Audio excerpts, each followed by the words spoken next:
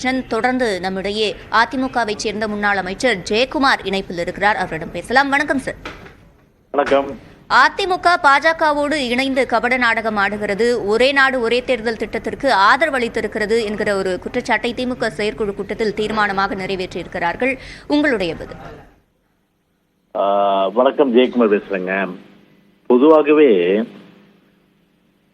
BJP திமுக இந்த உறவு என்பது ஒரு பிரிக்க முடியாத ஒரு உறவாக 99ஆம் ஆண்டிலிருந்து 2004ஆம் ஆண்டு வரை, அதாவது கிட்டத்தட்ட 5 ஆண்டு காலம். குறிப்பா நீங்க வரலாற்றை மறந்துடக்கூடாது. 1998ஆம் ஆண்டு இதே புரட்சி தலைவி அம்மா அவர்கள் அன்றைக்கு பிஜேபியோட கூட்டணி வைத்து பெரும்பான்மையான இடங்கள் தமிழ்நாட்டில் ஒரு மகத்தான வெற்றி பெற்ற போது அன்றைக்கு ஆதரவு அளித்தோம். எங்க ஆதரவுல தான் அன்னைக்கு பிஜேபி அரசாங்கமே இருந்தது. அன்னைக்கு 205 டிஎம்சி, நம்முடைய குறைந்தபட்ச மினிமம் திட்டம், காமன் மினிமம் ப்ரோக்ராம் சொல்லிட்டு ஒரு 5 திட்டம் வச்சோம். அந்த 5ம் நிறைவேற்றல. அதுல குறிப்பா பார்த்தீங்கன்னா அந்த 205 டிஎம்சி தண்ணீர் கர்நாடகா வற்புறுத்தி திறக்கலன்னு சொன்னோம்னா உடனடியே அது செவி சாய்க்கல, மத்திய அரசும் வற்புறுத்தல கர்நாடகா சொல்லிட்டு உடனடியே நாங்க வாபஸ் வாங்கணும். அதுக்கு முன்னாடி நாங்க கூட்டணி வச்சப்போ ஒரு மதவாத சக்தியோட அதிமுக கூட்டு வச்சிருச்சு அப்படின்னு சொல்லிட்டு வானத்துக்கும் பூமிக்கும் குதித்தவர் திரு கருணாநிதி. எந்த காலத்திலயும் அப்ப நிருபர் கேட்கிற, நீங்க ஏதோ கூட்டு வைப்பீங்களா வருங்காலத்துல? அந்த மாதிரி அந்த மதவாத சக்தியோட கூட்டணி வைக்கிற பேச்சே இல்லைன்றாரு. ஆனா நாங்க வெளியே வந்த பிறகு 99ஆம் ஆண்டு உடனடியே கூட்டு வச்சு அந்த பிஜேபி அரசாங்கத்துல 5 வருடம் சொலையா அன்னைக்கு ஆட்சி சுகத்தை அனுபவித்தவர்கள், வளங்குளிக்கும் இலாக்காக்கெல்லாம் அனுபவித்து கோடிக்கணக்கான அளவுக்கு ஒரு குடும்பம் மட்டுமே வளம் பெறுகின்ற வகையில நல்ல இலாக்காக்கள் வாங்கி வளம் பெற்றாங்க. தமிழ்நாட்டுக்கு ஒரு பிரயோஜனம் இல்லை. அதாவது கல்வியை ஒரு பட்டியல் பார்த்தீங்கன்னா இந்திரா காந்தி அம்மையார் காலத்துல எமர்ஜென்சி காலத்துல பொது பட்டியலுக்கு போச்சு, அதாவது மாநில பட்டியல இருந்து அதை மாத்திருக்கலாம். அதே போல தமிழ்நாட்டுக்கு பார்த்தீங்கன்னா நிதி ஆதாரங்கள் பெறுவதற்கு எவ்வளவு திட்டங்கள், எவ்வளவு வளர்ச்சியான திட்டங்கள் கொண்டு வந்திருக்கலாம். அது எதுவுமே செய்யவில்லை. அப்போ 5 வருஷம் யார் இருந்தது? திமுக இருந்தது. சரி, அதன் பிறகு பாத்தீங்கன்னா இன்னைக்கும் பிஜேபியோட ஒரு ஒரு எழுதப்படாத ஒப்பந்தமாக இன்னைக்கும் உறவு வச்சிட்டு இருக்காங்க.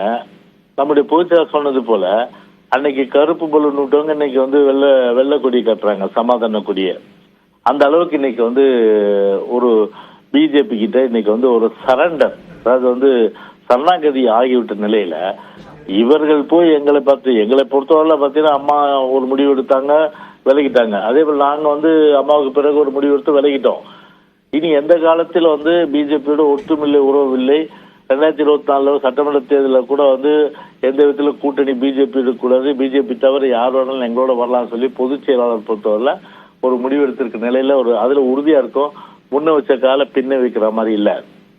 ஆனால் ஒரு பொய்யை திரும்ப திரும்ப சொன்னால் அது உண்மையாகிவிடும். அது கோயஃபெல்ஸ் என்ற ஹிட்லர் மந்திரி சபையில ஒரு கோயஃபெல்ஸ் என்ற ஒரு அமைச்சர் இருந்தார், அதுக்காகவே வச்சிருந்தாங்க.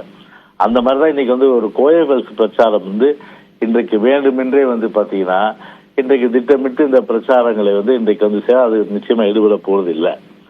2வது பாத்தீங்கன்னா உங்களுக்கு தேர்தல் அறிக்கையிலே சொன்னதையெல்லாம் நிறைவேற்றல. இன்னைக்கு பார்த்தீங்கன்னா விவசாயிகள், நெசவாளர்கள், தொழிலாளர்கள், அதாவது பரதவ மக்களாக இருக்கின்ற மீனவர்கள் எல்லாருமே போராடுறாங்க, அரசு ஊழியர் போராடுறாங்க, ஆசிரியர் போடுறாங்க.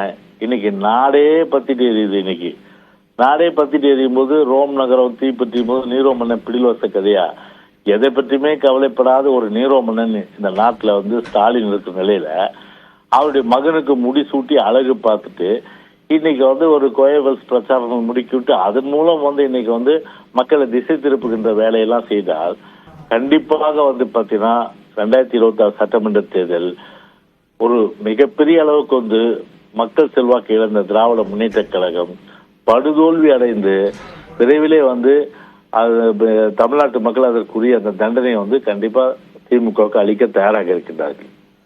இணைப்பில் வந்து கருத்துக்களை பதிவு செய்தமைக்கு நன்றி திரு ஜெயக்குமார். திமுக செயற்குழு கூட்டத்தில் பல்வேறு தீர்மானங்கள் நிறைவேற்றப்பட்டிருக்கின்றன. அதேபோல 2026 சட்டமன்ற தேர்தலில் 200க்கும் மேற்பட்ட இடங்களில் வெற்றி பெற புறப்படுவீர்கள் என்றும் வலியுறுத்தப்பட்டிருக்கிறது. தொடர்ந்து பல்வேறு செய்திகளை பார்க்கலாம். சிறிய